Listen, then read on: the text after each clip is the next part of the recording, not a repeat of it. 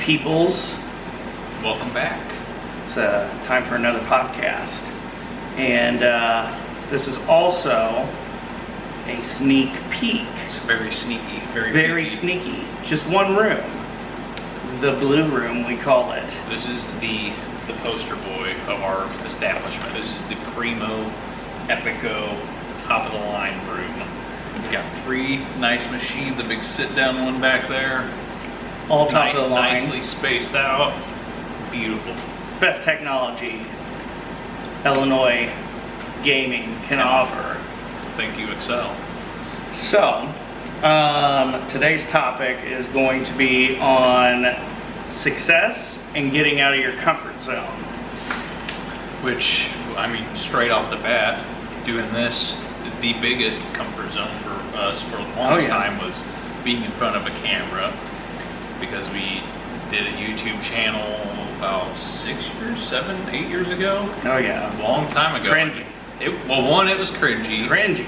2, it was highly looked down upon to videotape anything at that point, even with vloggers. I mean, though we got criticized, we still had a lot of people watching us. We had a lot of subscribers, a decent amount of subscribers, which, looking back on it, I think if we would have kept going, we might have blown up. Like, to be honest, 'cause we did some really weird, funny shit, and just a lot of workout stuff. We learned a lot, but we kind of got deterred with what other people thought, and it put me specifically into a shell. I hated having that scrutiny and that looked downness on, so I kind of shelled up and was like, nope, we're just not going to do it anymore. And then that was a big step out of our comfort zone, and I got put back in it. And that's kind of how podcasting started out for us too, for me, because I was in this weird aura of my own head. It's like, oh, it went bad last time, it's going to go bad this time, but now I don't care. This is something we just want to do, so it's a whole lot different. And I mean, that's the whole part of this. It's, basically showing the steps that we took to become successful, and our road mapping to success. As I've said in previous podcasts, it's more or less trying to show you guys that it's possible, that you guys can do this if you really buckle down and decide to do something, and don't take the conventional road. I mean, I would say he was literally designed conventionally, but then in that same token, but that's just like his demeanor and mindset, and like he's very like everything has a spot, and pretty meticulous about certain things. But like, in that same token, like for me, for instance, I'm like a well-oiled machine, and a grain of sand completely wrecks it, essentially. And that would be one of his faults, or not necessarily a fault, but something that trips him up, so to speak. And whereas me, I've been used to chaos. I was born in chaos. Are you gonna do the voice? You merely adopted chaos. But, I definitely learned that stepping out of the box and thinking out of the box has a lot of benefits. AKA, we're now sitting in a room that we've created. And there's another benefactor, but he's kind of like if you think about like a comic book, he'd be like the Darth Vader, like you never see him, but he's super powerful, and he kind of sits in the background, and he's definitely been a mentor to us, and that's where we got this going, was with his help. And so stepping out of your comfort zone. Autofocus is really I think it's because of the lights in the background. Yep. It's messing with our visuals here. We're blurry. We're a blur. Blurry blursons. Come on now. Catch me outside. I feel like if you were to just like shimmy this way and block that light. Whoosh. Look at that. Okay, so I'm just gonna we're gonna have to. Okay. Okay. There we go. All right. Technical That's better. Don't worry about it. That's better anyways. Okay. So, again, stepping out of your comfort zone was always easy for me. always, because I've never really just had an orthodox way of doing anything ever. Everything's been planned or learned as I go. And with him, I think he's gotten a lot stronger, smarter, much more sharper, because he does step out of the comfort zone. Because when he does, he literally becomes like insanely passionate to learn every aspect of it, and then he kind of uniforms it, and then it becomes that conservative kind of, mold that he has. Yeah, I mean, like, I don't know, a lot of things that I tackle, like, I don't know, I'm not a mechanic, but I got a diesel truck, and I got involved into that world, and I tried getting people to help me out doing things with it, and I got nothing, so I learned it all myself, deleted my truck, added exhaust, did a whole bunch of modifications all myself, way out of my comfort zone, way out of my wheelhouse, but like he said, I got passionate, and I just dove head first, And you learned it, like inside and out. And that's the nifty thing, that you're never going to know what you're capable of unless you actually get out of your comfort zone and really start applying yourself in different areas and trying to learn things. Like, I'm going to manage a bar. I own a bar now. Like, I'm going to have to be a people person. Which he's always been more of a, I wouldn't say always more, but he wasn't super people person, but he was awkward. Now he's definitely come, full force. Now he can deal with people, whereas I used to be able to deal with people. Now I have a disdain for a lot of people, so I just get really annoyed easily now with certain things, so I let him do most of the people stuff, and that's kind of where his strong suit is the social, like, media platform. Like, he's got thousands of friends, I got just a couple hundred. I don't do the social thing very much. I'm not a social person anyway, and that's where his strong suit is, which definitely helps this kind of a atmosphere for a bar and all that. And that's, kind of picking your strengths and understanding, like, him, like, we have complemented each other for 15 years. Like, his strengths I've adopted, my strengths, I don't know if he's necessarily adopted, but he definitely looks at it. And I jump out of the comfort zone. I do a lot of riskier things. Oh yeah, than you ever have. Ever. And I mean, look at everything. Look at the crispy gym that you got, and just everything. COVID hit. We literally went to COVID. We built gyms. We've done things that we just didn't let it affect us. We put work in. We knew what we were coming up against, and we just head first, went straight at it. And that's a thing that nobody could have seen this coming, and we definitely didn't. This place has been a year in the making. I mean, we could have shaved easily 6 months off of this process, but again, COVID hit. They kept closing stuff down, and as a bar, we're not necessarily trying to be just a bar. We will have a full service bar, and it will be amazing looking. You guys don't necessarily get to see it all yet, but we're still under a minor bit of construction. And but as soon, I'm saying, what you think, a week? I'm thinking a week. I think a week he'll roll back to tier 2, and we will be operational. And it's going to be very exciting. So much so that I'm going to be working 90 hours to 100 hours a week. And that's amazing to me. That gets into another fact of stepping out of your comfort zone and whatnot. There are certain ways that he does it, and he is able to balance. He keeps a balance. Whereas I literally will just go all the way to this side, 100%. He's more pendulum, if you will, just a very whoosh, and then back this way kind of a person. And, with this place running and whatnot, he's going to be, he's here working on it. He still takes care of his family and everything. Whereas my kids are grown right now. They're doing things. So, the weekends, my daughter's hanging out with her friends and stuff like that at this point, because I had kids excessively young. And, so I have a girlfriend, and she's very much on board, very supportive. And I basically say, if you'd like this house or food or anything, I've got to work a lot. And that's just how it is. And I feel like I'm making up for my 20s, honestly. So I'm like doubling down, tripling down, and really trying to bring everything together. Because, like, I mean, okay, honestly, do you think we can become millionaires? Yep.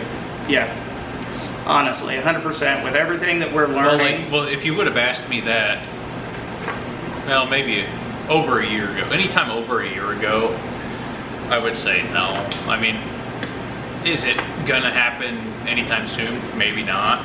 But is it more possible than it's ever been? Of course. Like back in the day, oh man, when we were young, working as dish boys and cooks, making $400 checks every 2 weeks, like that was the life. Like I was like, yeah, no big bills, no nothing. And then I was thinking, I went to the chiropractor one day. This is way off topic, but I went to the chiropractor one day and the lady's like, you got insurance? I was like, no. It's like, well, it's going to be all out of pocket then. I was like, oh crap, how much is it? She's like, $120. I was like, okay, whatever.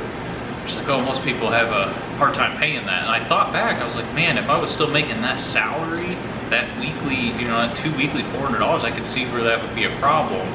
And that took back in my life, and I started realizing that I'm so thankful for, the progress that I moved up and just kept going up and setting the bar. Every time I reached the bar, I set a new bar and just kept going up and getting out of the comfort zone and just kind of climbing the way up. And I mean, we're not even close to being there now.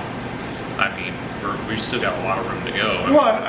Or the sky's the limit for now, and we're not even all the way there. After that, you got the moon and further. So we're going to keep trying to push the bar all the way. I mean, why become stagnant? And that's a conversation that we've had, and where I was like, man, I could see people getting comfortable in our position. Like, I have never had thousands of dollars in my account. That happened when I buried cable.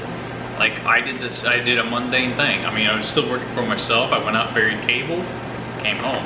But I had a solid, $1,500 to $2,000 check a week.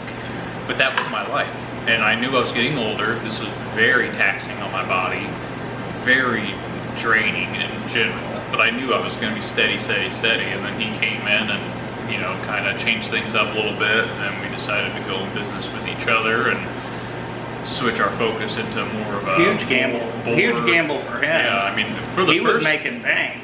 I was banking quite hard with money, and then I took a plummet. I went down to nothing. I went from $2,000 a week at most, a little more, to zero for weeks and weeks and weeks, and it just, that was a very tough time to push through. But that was the choice I made, happened, and then we forced through it. And it's the amazing thing. Like, I've always been broke, like, because of my situation, and even when I worked at the prison, I was broke all the time.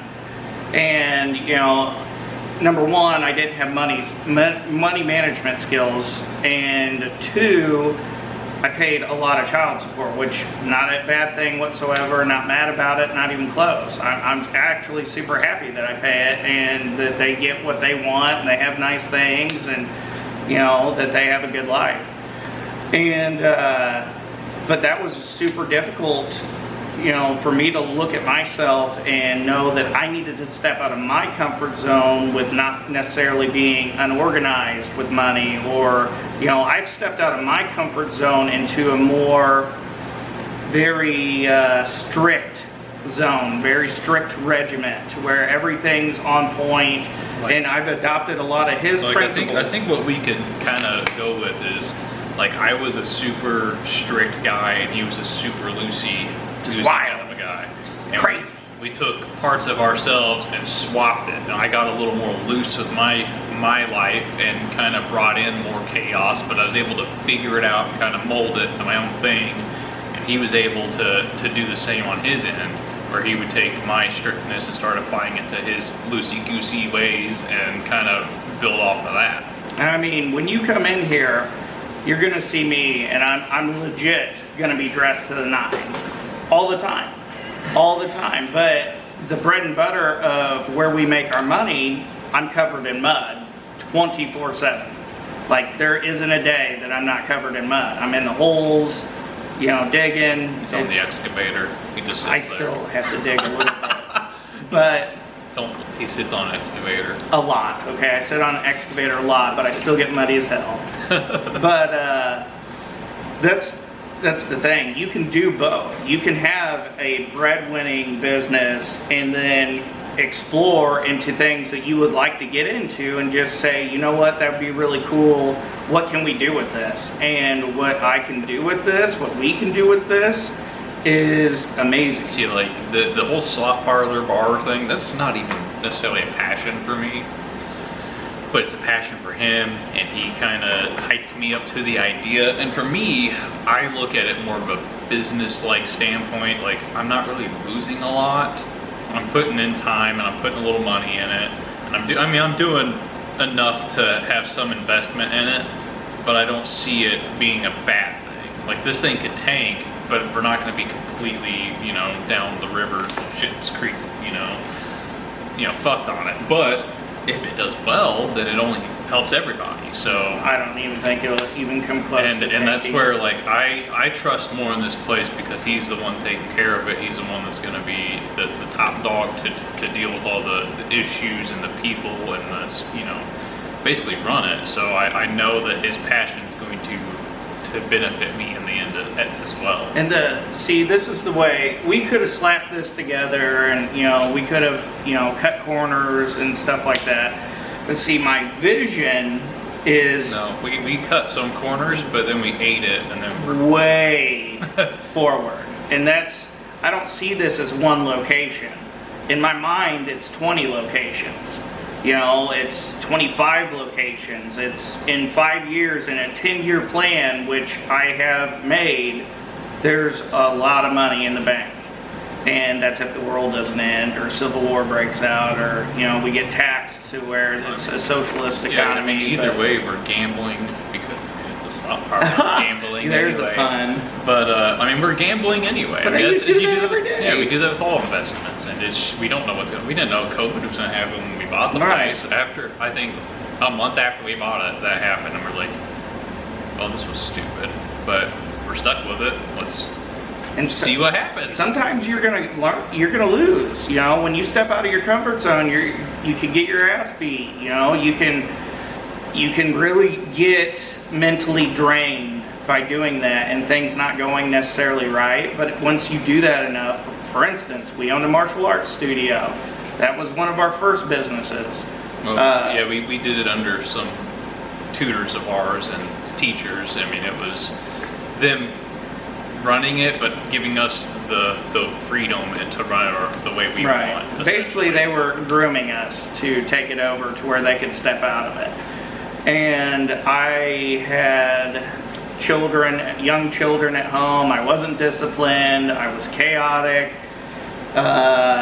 Too worried about partying, working midnights at the time, and it just didn't go well. But we learned lessons from it.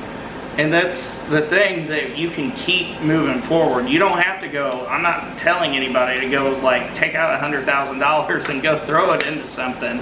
You know, do small steps, start a YouTube, start making t-shirts, step out and do something different that if you die today, did you really do everything that you wanted to do?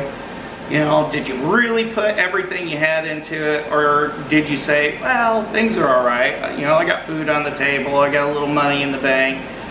I don't know. To me, I want to live this life to the fullest. I want to go to the max. And I didn't do all this. I didn't start working out to stop.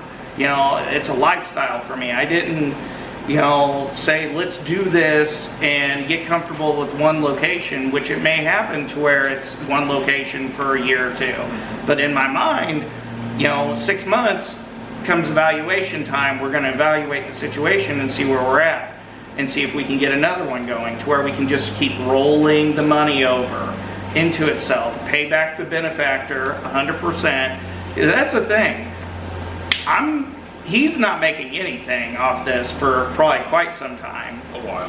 And I'm only gonna make like minimum wage, and I'm gonna actually be working here.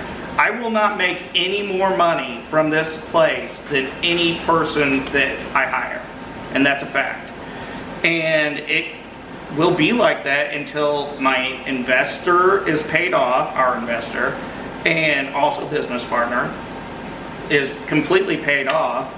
And then we talk and we evaluate the situation. We see how our success is, because there's a lot of stuff that we're actually going to build: a patio, potentially a deck. There's a lot of exciting things that we can do with this location in itself, and I think we can do very well here. And just from the numbers that we've ran, it's not going to be bad at all. It's just time and stress, basically. Yeah, I mean, the first few months are going to be really tough for us, just because we're going to split our businesses up a little bit. Take some time from this one to allocate to this one, even though this one's not necessarily making us money. But you can't. I mean, that's just something you have to do. It's just part of the sacrifices we have to make. As an average person, that you have a Roth, or you have some sort of investment, you don't see that money. You have to think of what you're doing with your time as money. And if your time equates to money, then you're probably actually making quite a bit of money. Like, if you're making money and you're home with the family, that's a good investment. If it's continuously bringing in revenue, that's where you want to get to. If you're passionate about kind of expanding your thought process, maybe starting your own venture, doing things of that nature. And there's been a lot of love that we put into this place, a lot of work and a lot of lessons. A lot of hate too. There's been a lot of yelling in this building. It's sometimes. And I mean, it gets frustrating. But I mean, it's just another, thing. When we started tearing this place down, it's hard to see that big picture. You don't know where the big picture is going to end up. I think it ended up even better. We just knew, as long as we kept going, tearing down and start getting it prepped, we knew it was going to come together. We just had to keep doing it, and then here it is. We're just doing nickel and dime stuff now. We're just painting a little bit of spots, detailing, hanging stuff up. It's done. It's ready to go. It's crazy, how much has gone into this. And it's super exciting. So I challenge anybody that actually watches us and doesn't think that we're just completely stupid. I mean, which is fine too. This is the best part. We don't get anything from zero. This. Essentially, this is something that we do for hopefully anybody. Yeah. One person. I don't care. If I had people out there that could have, taught me things, really like the nitty gritty stuff. You may have mentors, or maybe even somebody that has a lot of money, has a lot of businesses. How much time are they going to take to actually detail stuff for you? That's the thing. When you watch, I always say this, when you watch Gary Vee and, I can't even, think of the stain right there. I've been looking at that in the damn camera. I was like, little stain. Look at that. Sorry. And it's annoying me. All these other, people that are very wealthy, very rich, and, they have motivational channels and stuff. You don't see how they got there. They'll tell you a story or something, but you don't actually see what they went through. What was the process? That's why we're showing our vulnerable stuff.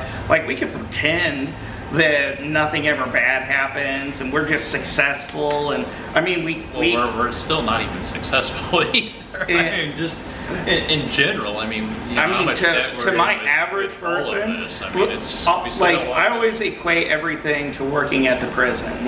To my top career that I could have had not being in business, and I'm killing it, completely eradicating what I could have done there, and that's all I know. The thing is, I get that some people have that 9 to 5 or the scheduled jobs, which is fine if that's you, but people like me or him, well, for one, people like me, that was the dream job back then. But then I started breaking out of my comfort zone, realized that I have my own life I want to live, and being in his prison, job, he couldn't have his cell phone. He was, demanded to work these hours no matter what. You had, he couldn't get out of it all the time, and he's working doubles. He's basically in prison, working at a prison, in his own little cell essentially. And you get boxed in, and you don't have leeway, you don't have freedoms. Like when we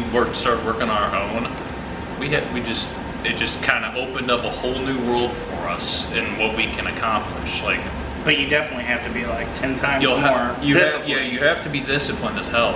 I mean, I was kind of always been that way, whereas he kind of had to come up into it. But it's just the freedom alone.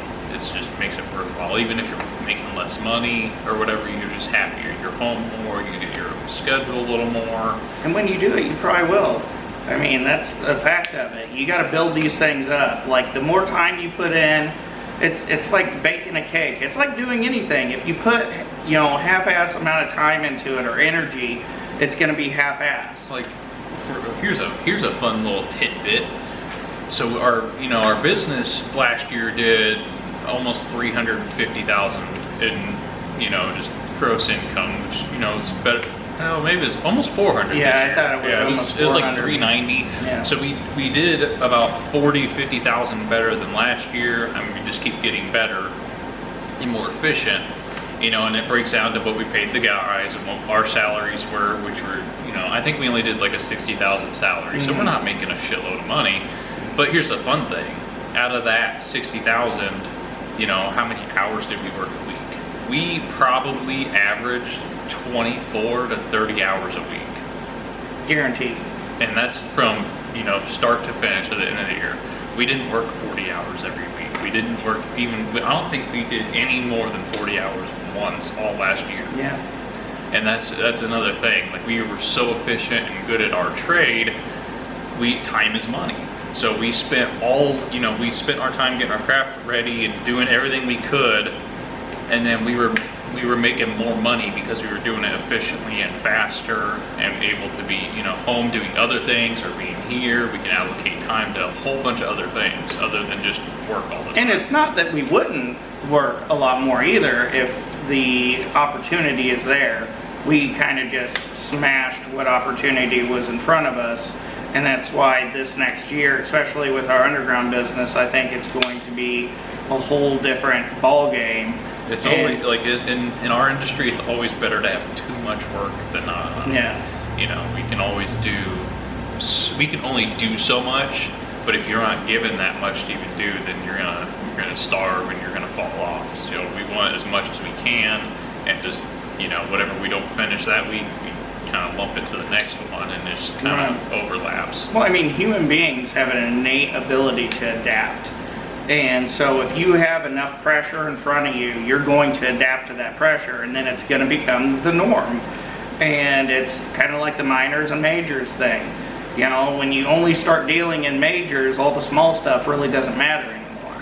Mm-hmm. And that mindset alone is very tough to be in when, if you're around people that aren't in that mindset. Like me and him are, so it's easier for us to be around each other. But like if I'm around my brother or my wife or anybody like that doesn't have that mindset, it's hard because they have their own problems. But like to me, I'm like, well, that's a easy fix. I don't need any brain power for that because I've developed a little past those kind of issues into a bigger picture kind of an issue. And that's where we run into a lot of friction with other people and frustration, I guess, with how they run their lives. Like Jacob, for instance, like we could streamline him into a much better position, just grabbing him by the throat and yelling at him and telling him what to do. But it's just those things we've learned through. So it's a lot easier for us to comprehend what needs to be done next. And like, what were you saying earlier? Like, oh yeah, that's why we document like everything we're doing, our failures, our successes, our stories. Like, when we were younger, there was always a time where we're like, man, I wish we could just ask this person how they did it. Oh yeah. And He did.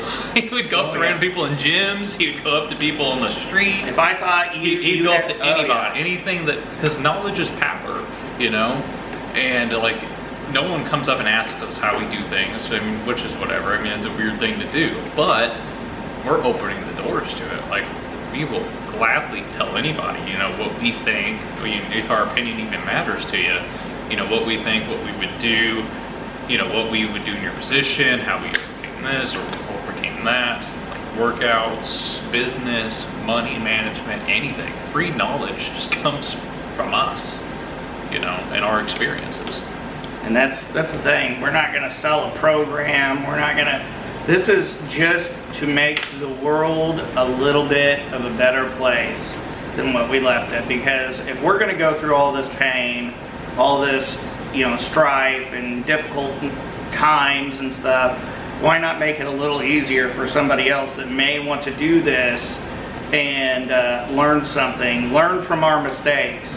And it's kind of like the teenager that never learns from the parents' mistakes. The parents are always there like, don't do this, study, and then a teenager doesn't listen, and then they're in their own mess. And then it's all on them to clean up that mess. See, like, I mean, we've kind of been in that situation where we don't really get a lot of help. We get help, you know, every now and then, but there's a lot of times where we're just beating our head against the wall.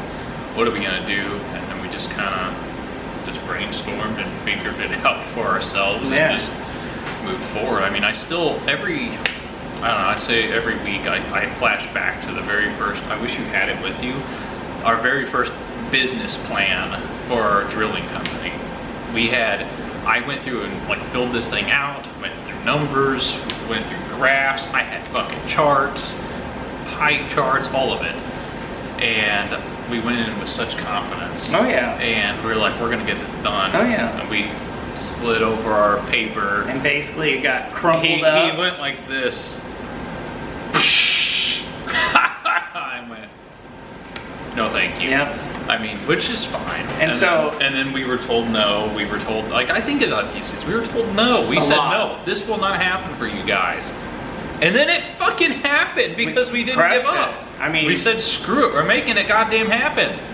Yeah, and that's the thing. Not everybody's gonna have your view. Yeah. And definitely this is something that I learned 100% with being out of your comfort zone. It's, you know, put your money where your mouth is. I had a really good mouth, but I didn't necessarily have a lot to back it up, especially in my younger years. And now when I say something, it's done. Like if I tell you something, it's gonna happen 100%. Which I used to fight him all the time with, and I've been proven wrong many times. He said, we're gonna do this business, we're gonna do this, we're gonna do this instead. And I'm like, I always kind of give him benefit of the doubt a little bit, but I typically push back, and it annoys him, but it's just how I process. I want to challenge him. I want him to make me believe. I want him to push me into that comfort zone. When he says we're gonna open 25 of these, I'm like, the fuck are you on? Whatever. But I want him to believe in that because I know it's very likely to happen if he's putting that kind of belief in there. This is what I know. If I can get one of these open, I can do it again. If I can do that again, I can repeat that process over and over and over again until it's done. And then, you know, it's not going to be a fast process. This is going to be a 10-year kind of process. And again, where am I going to be? I'm going to be 43 in 10 years. Can you imagine if we owned... I don't even imagine being that old. Oh, fuck. We'll look good. But if I'm not dead. Yeah. One slice of pizza and I go down. But that's the thing. If we can be 43 and literally have a multi-million-dollar company, done deal. And that's the thing. I'm definitely not, and I know he's probably not gonna even stop at that. Oh no, I mean that's the most important thing about. Like I go nuts just sitting around the house now. Like, well, when I sit around, you know, I kind of take my breaks, but there are times I'm like, man, I really want to fix up my house, so I'll start painting, or I'll start fucking getting on putting in a fence or something. This is a pro tip. It sounds really dumb and really simple. I take my notepad and I literally will do my next day's worth of tasks, and so much stuff gets done, and it's dumb. It's dumb to even think that, oh, that'd be a good idea. But a to-do list, essentially. It's literally, I am productive every day, and I feel good about being productive every day, whether that's cleaning something or talking to this person, calling Coca-Cola up, whatever I have to do to progress things. Because if your house is running optimally, everything else is going to run optimally. If you got to focus energy on cleaning up messes and stuff like that, then you're not thinking about things that are coming at you, and you're not going to be prepared as well as you could be. And that goes into that mindset thing of always being ready and knowing what is out there and where you're going and what you're going to do to achieve that. And even with the future, how uncertain it is, like there are a lot of things that we're not even thinking about that can be going on in the next 5 years. We could own a gym, we could own this, we could be... I bet we do. We could do anything. I bet we do. That's the thing, like not a year, 2 years ago, we had this dream of building this giant underground empire. That was it, that's all we wanted. And then this came about like out of nowhere, was nowhere in my 5-year plan. And even before that, I was burying cable, Yeah. Nowhere near there was no way in fucking hell me and him were gonna be business partners. Like we were best friends, we were I this knew other that. guy. There was no way. I wasn't there, that just didn't make sense. It wasn't in the plan. Things just keep changing, and you adapt and you evolve and you just conquer that. Like that's what makes me excited for the future, because I don't know what's gonna happen.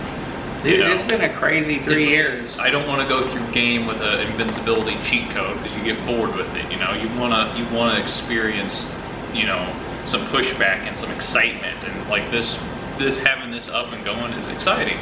And if this happens again, that'd be awesome. If something else happens, awesome. Like I'm excited. I can't wait to see what happens. And that's the thing. If I can make him as uncomfortable as humanly possible, I know we're going to be all right, because he's a machine. He gets something put in front of him, he will take it out. But the awesome thing about being around him for so long is now I'm a machine. So now you got two machines going at this with everything they got, and it's very likely that anything that we say that we're going to do will happen. We still have a lot to learn, like time management, like time allocation, if we're wanting to open other businesses, and having people manage these places, and there's a lot of hurdles that we still have to jump through. But the exciting part about all this is we did it. And there's also, there's a lot of things that we can do to help out our process. Once we get bigger, if we get multiple, these going, maybe we need to hire out for our other, business, and maybe we take a lot less money. I mean, that's just, maybe we have to sacrifice and be like, hey, I have a talk with him, we're gonna have to lower our pay to this amount, we'll make it work. If we have to, I always tell him, if we have to eat shit sandwiches for 1 year straight to never have to eat them again, wouldn't you do that? Who wants to go every year eating crap? But if we could eat crap and bunker down and just kind of go at it that way, and if we have to, drop down in our underground and do other things, it'll benefit in the end too. Oh yeah, and it's all about the end. It's the end game. It's not the day. It's because we're getting so good with money that if that shit sandwich comes, we're like, okay, that's easy. We flip a couple switches and then we're in that mode. And that's the ability of, being stressed out and having hardships happen and stuff like that, because you learn, okay, I got to get into this mindset now to survive this. And then it becomes a, what? Thinking of some shit. Oh. Go on. But, you just really push through. What? Okay. But, you know, that's basically it. Get out of your comfort zone, you know, if you want to. If you don't, cool. I'm not judging, you know. I don't, why do you have, like, did you just eat a poop sandwich? Like, I'm just thinking of all the terrible, Jerry, all of the, oh God. all of the terrible, like, when we were talking about, like, the Wisconsin going up into the bloody hotel room. You bloody, like, okay, so, like, he would get, just to give you a funny story. Okay, well, we're in Wisconsin, all right? And we're basically doing what we have to do to survive. We traveled to another state. This state has a fucking mass power outage. No one saw this coming. They had a giant, like, tornado go through. We couldn't find a hotel from where we were. And there's some, like, weird festival going on, so all the hotels are full. We drove from where we were, like, 4.5 hours around trying to find this hotel, and I use Hotwire, so it just gives me what I get. And this motherfucker is so weird about it. Don't even. No, I get luxury sedan. No, you top don't. Rolls Royce. Well, like, this time Super 8s, and they're sometimes super, and they're nice. But we get this one. It's the only one. He was so fucking pissed. Yeah, I had a fucking... The hotel's falling apart. Air conditioners are hanging off the wall. There was electric literally just dangling. Blood, poop. There was a reason that this hotel was not packed at all. And everything else was packed. Just saying. There was blood on our wall. Blood on the wall. I'm pretty sure he threw all of the Cardi sheets B off wasn't in there with bloody shoes. Somebody was in there with bloody hands. And it was like way too much. And then we went to eat. I had fly in my drink. Like, I was just like, he did not talk. After we got back to I was so pissed. He was so mad. But like, that's another thing. We were in a very bad spot and we had to do what we had to do. And we did it. You know, I mean, that's happened many times where we've, you know, completely been screwed, and you know, we've had to stay at really terrible hotels or stay out of town for so long. I mean, we kind of, I splurged on us a little bit. Sometimes, yeah. Like if we did a good job, I would get him a nice hotel where it's suitable for his liking, his likeness over there. I have taste now. Taste. I have worked hard to get to this level, so.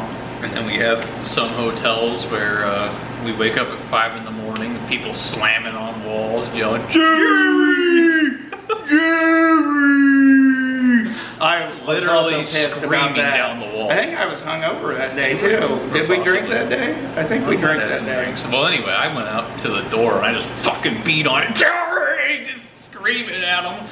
Yeah, it was a bad time. 5 in the morning. I don't think we've ever really been in a comfort zone for quite some time now, and good things are happening. I'm not guaranteeing these good things to happen. I'm just saying you're not going to know unless you try. And if you are passionate about something, you know, there's something that piques your interest, I say do it. You live once. And I think there's like a 400 trillion to 1 odds that you were born at that exact moment, at that exact time, to be on this planet.